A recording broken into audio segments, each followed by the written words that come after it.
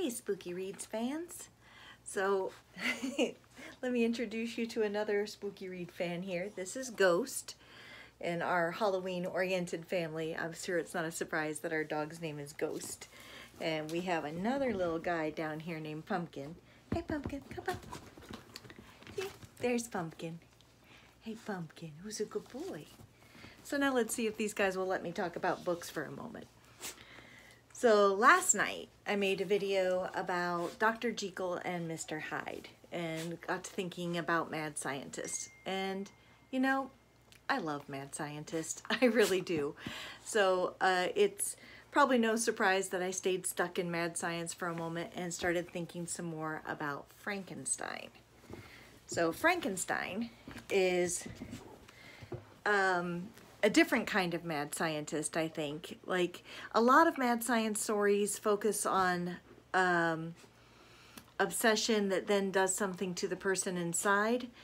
But Victor is a little bit different in that he becomes obsessed with figuring out where the center of life is and being able to be godlike and making things come to life himself.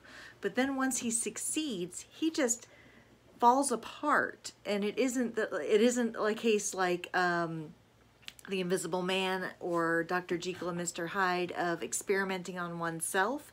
He did all the experimenting on other people, but he just fell apart when he got the results. And I think it's interesting to look at Frankenstein that way in terms of like a description of the creative process and how at certain points in the process, you can feel like your creation is this utter failure. It's not at all what you were after. So I'm going to read a little bit from fairly early in the novel. Dr. Frankenstein's obsession and his creation of the creature doesn't really take that far into the book. It's in chapter 5 when he creates the creature. And that's the part that I'm going to read from, because I really think this moment of how he reacts when he gets what he's been working towards is revealing. It was on a dreary night of November that I beheld the accomplishment of my toils. With an anxiety that almost amounted to agony, I collected the instruments of life around me that I might infuse a spark of being into the lifeless thing that lay at my feet. It was already 1 in the morning.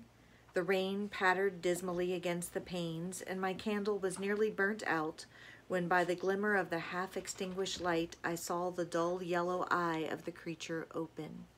It breathed hard, and a convulsive motion agitated its limbs. How can I describe my emotions at this catastrophe, or how delineate the wretch with whom such infinite pains and cares I had endeavored to form? His limbs were in proportion, and I had selected his features as beautiful, beautiful, great God. His yellow skin scarcely covered the work of muscles and arteries beneath. His hair was of a lustrous black and flowing, his teeth of a pearly whiteness, but these luxuriances only formed a more horrid contrast with his watery eyes, and that seemed almost of the same color as the dun white sockets in which they were set, his shriveled complexion and straight black lips. The different accidents of life are not so interchangeable as the feelings of human nature. I had worked hard for nearly 2 years for the sole purpose of infusing life into an inanimate body. For this I had deprived myself of rest and health. I had desired it with an ardor that far exceeded moderation, but now that I had finished, the beauty of the dream vanished, and breathless horror and disgust filled my heart. Unable to endure the aspect of the being I had created, I rushed out of the chamber and continued a long time traversing my bedchamber, unable to compose my mind to sleep.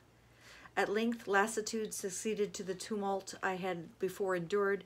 I threw myself on my bed in my clothes, endeavoring to seek a few moments of forgetfulness. But it was in vain.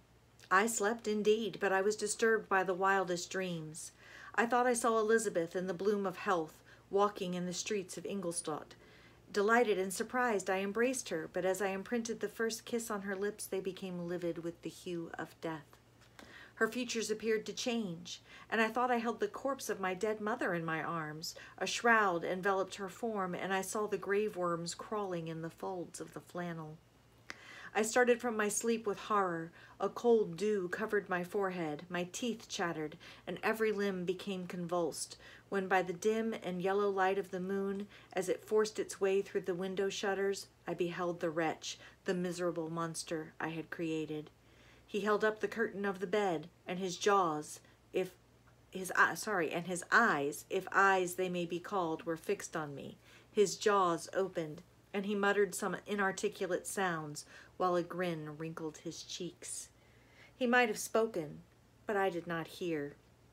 One hand was stretched out, seemingly to detain me, but I escaped and rushed downstairs. I took refuge in the courtyard belonging to the house in which I inhabited, where I remained during the rest of the night, walking up and down in the greatest agitation, listening attentively, catching in, fearing each sound as if it were to announce the approach of the demoniacal corpse to which I had so miserably given life. Oh, no mortal could support the horror of that countenance. A mummy again endued with animation could not be so hideous as that wretch. I had gazed on him while unfinished. He was ugly then, but when those muscles and joints were rendered capable of motion, it became a thing such as even Dante could not have conceived. So then he continues in the same vein, and he never goes back and checks on his creation. And one of the things I think is really interesting, besides, gosh, these beautiful descriptions of the horror visions he was having in his sleep intermixed with something that might be reality, the visit of the monster back to his creator, is that Mary Shelley, the author, is not on her main character's side, I don't think. As I read through it, I don't feel like she's like, oh, poor Victor, let's feel bad for him. It's more like, look at this idiot Victor and what he did, and how differently the story could have gone if he had just reacted to his own creation with a little hope and waited to see what could come of it. It would be quite a different story if when the monster woke, it had been to someone who cared for it. So there you go, Frankenstein by Mary Shelley. There's a lot in that to unpack, but I'm going to stick with just that little piece for tonight. Maybe we can talk about it again another day. Happy spooky season.